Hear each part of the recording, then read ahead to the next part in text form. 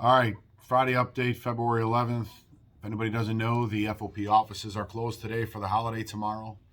Uh, Point of housekeeping, we say never forget. On Monday, this wonderful justice system in Illinois has granted a retrial to the murderer of Officer Thomas Wortham. Jury selection will begin Monday, with the trial expected to start Tuesday. Judge Joyce's room, 404 26th and Cal. We need to be there to support the Wortham family and Thomas's memory, and make sure that we get the same outcome we did the first time, and show support for everybody, friends, family, coworkers, etc. If you can make it, show up. If you're going to be there, make sure you stop in. Let me go back to Wednesday's video. Seems to have confused a few people. Not a lot, thankfully. I appreciate the fact that everybody did not blow up the switchboards yesterday with the dues increase. The dues increase was voted on by the board of directors. That is customary when it comes to a regular dues increase. Special assessments have to be voted on by the membership. This is not a special assessment. This is an increase in your annual dues, period. That money will go into the general membership fund.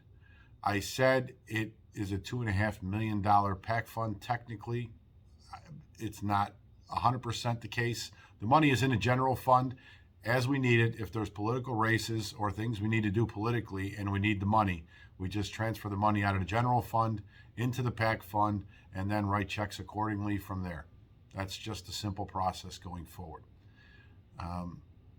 It does not pertain to retirees. There is no increase in retiree dues right now. We just upped it $10, but in reality, at some point, we're asking the active members to pay another $240 a year. I think there will likely be a small bump in the near future, year or two, for the retirees also. This is all about politics. And if people don't understand the importance of what we're trying to do here, I'm not sure how many different ways to explain it. But just so you're clear, the attacks on police haven't gone anywhere. I'll give you a great example. Curtis Tarver on the southeast side of the city, who hates the police, and good old Cam Buckner, who also hates the police, are co-sponsors, chief co-sponsors, attacking qualified immunity yet again. It came out of committee. It is now up for a second reading and debate. This needs to stop. I'm going to put all the information on the Facebook page and the website so everybody can start putting in slips of opposition against this bill. But when I tell you we need to be politically active, and specifically to Representative Tarver, if he's not watching, I'm sure someone will let him know. We are recruiting someone to come for your tier 2. Enough is enough. You got to go. This just can't continue. And unless we have the power and financial backing and wherewithal to start making a difference politically, we're just going to end up getting steamrolled. And we cannot allow that to happen. So that is the direction we are taking this lodge. We were very clear during the campaign before we got elected and for the last year and a half since the election that this was the route we were going to go once the money part of the contract was taken care of. I know there's a couple more provisions that are financially in nature when it comes to phase 2 of the contract, but everybody got their retro pay and a new base pay. That was what we were waiting for before we kicked in the dues increase.